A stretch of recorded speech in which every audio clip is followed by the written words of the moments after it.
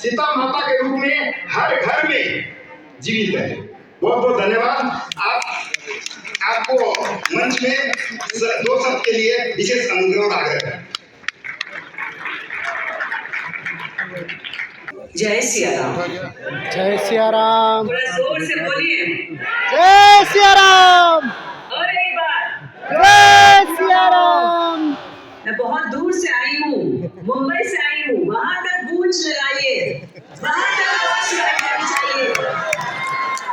लोगों को पता चलना चाहिए काठमांडू नेपाल में भी राम और सिया की जय जयकार हो रही है। कार्यक्रम के सभापति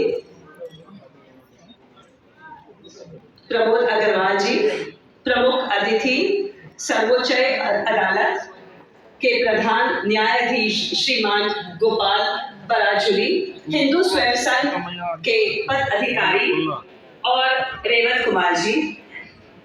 आज का जो कार्यक्रम है जनजाति कल्याण आश्रम। अब सभी पद अधिकारियों को मैं धन्यवाद करना चाहती हूँ कि मुंबई से आपने मुझे काठमांडू बुलाया। मैं बात कर रही थी जब मैं एयरपोर्ट से आ रही थी कि मैं लगभग 30 साल के बाद वापस काठमांडू आई हूँ। पशुपतिनाथ के मैंने दर्शन किए थे लास्ट टाइम, और इतना सुंदर है आपका देश। जैसे आप लैंड करते हैं वैसे ही आप हिमालय की गोद में आ जाते हैं। ठंडी हवा, सुकून और बहुत हंसते खिलखिलाते हुए चेहरे नजर आते हैं। हमेशा खुशी होती है जब यहाँ पे आने का मौका मिला है। लास्ट टाइम आई थी तब सागर परिवार के साथ आई थी, क्योंकि रामायण शायद उस वक्त आपके धारावाहिक में नेपाली लैंग्वेज में उनको डब करके चाहिए थी। अब मुझे क्लियरली याद नहीं है, लेकिन ये मैंने जाना है। आप सब लोगों ने रामायण को बहुत प्यार दिया, सीता जी को बहुत प्यार दिया, राम जी को बहुत प्यार दिया। मैं बस आपसे यही निवेदन करने आई हूँ। यहाँ पे रेवत कुमार जी और प्रमोद जी का जो आग्रह था, जनजाति कल्याण के विशेष कार्यक्रम में आप पार्ट लीजिए। आप जानते हैं रामायण से बहुत कुछ जानने को मिलता है, बहुत कुछ सीखने को मिलता है। राम जी से ये जानना मिलता है कि वो एक बहुत आदर्श और बहुत ही अच्छे पुत्र रहे हैं, बहुत अच्छे भाई रहे हैं और पति भी रहे हैं। क्योंकि उस जमाने में 2-2, 3-3 पत्नियां करने की प्रथा रहती थी, लेकिन उन्होंने सीता जी को देखकर कहा कि नहीं, मैं व्रत लेता हूं कि मैं सिर्फ एक पत्नी धर्म निभाऊंगा।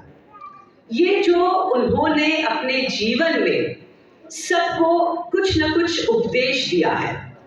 हर रोज कोई ना कोई एक ऐसी बात होती थी रामायण में कि आपको उससे सीख मिलती है। वो सीख आपको शायद लक्ष्मण जी से मिलती है, भरत से मिलती है, कहीं ना कहीं कौशल्या माँ से मिलती है। कोई एक पात्र रामायण का ऐसा नहीं है जो आपको सिखा कर नहीं जाता है। इसलिए कहते हैं घर घर में रामायण, और वो घर जो रामायण की नीति को अपनाता है वो घर में राम बसता है, नारायण बसता है।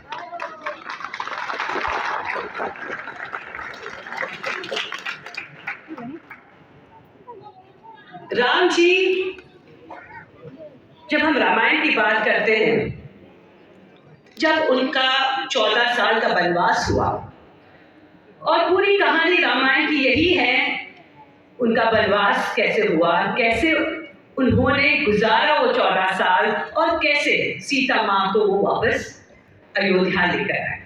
ये कहानी है रामायण की। तो आप देखिए, शुरू होती है निषाद राज से। निषाद राज सिर्फ एक केवट थे, लेकिन राम जी ने उनके कंधे पे हाथ रखा निषाद राज उस वक्त रो पड़े और कहा, हम जानते हैं कि आप स्वयं विष्णु के अवतार हैं और आपने मुझ जैसे तुझ आदमी के आपके सर पे हाथ रखा है, लेकिन भगवान के लिए हर इंसान बराबरी का होता है। वो उन्होंने उस वक्त निषाद राज को गले लगाकर कहा। हर एक मौके पे उन्होंने अपने पत्नी को वापस लाने के लिए जिस तरीके से दिन गुजारे हैं, वो चाहे जितना भी तुच्छ क्यों ना हो, उसको अपनाया है, क्योंकि भगवान के लिए सब समान है। शबरी जैसी बूढ़ी औरत जो सिर्फ भक्ति में थी, वो राम जी के लिए इंतजार कर रही थी, अपेक्षा कर रही थी कि कब राम जी आएंगे। उनका प्यार देखिए, उनकी भक्ति देखिए, झूठे बेर खिलाए राम जी को, प्रभु को खिलाए, राम जी को खिलाए। लेकिन राम जी ये बात को समझते थे कि जो झूठे बेर खिला रही है माता, वो इसलिए खिला रही हैं क्योंकि उनके दिल में एक माँ का प्रेम है एक बेटे के लिए, और वो जानती थी कि उनका जो बेटा बेर खाने वाला है वो स्वयं विष्णु भगवान है। आगे चल के राम जी ने सुग्रीव की मदद ली, जो है तो वानर ही, भालू की मदद ली, उन्होंने पशु पक्षी की मदद ली। तो ये क्या सिखाता है हमें? ये हमें ये बात सिखाता है, वासुदेव कुटुंबकम। ये जो संसार है, ये एक परिवार है और इसमें हर एक इंसान, हर एक जानवर, हर एक पक्षी का एक रोल होता है, एक कैरेक्टर होता है जिसको अभिनय करना पड़ता है उनको। और ये जितने भी आते हैं इस धरती पे, इस सृष्टि पे, वो भगवान के आशीर्वाद से आते हैं, वो भगवान के हैं। आज आप और मैं, हम सब उनके चाहते लोग हैं और हमें इस परिवार को एक करना है। आपको क्या लगता है भगवान ने हमें क्यों भेजा है? हम कठपुतली है और ड्रामा करके चले जाएंगे वापस स्वर्ग लोग?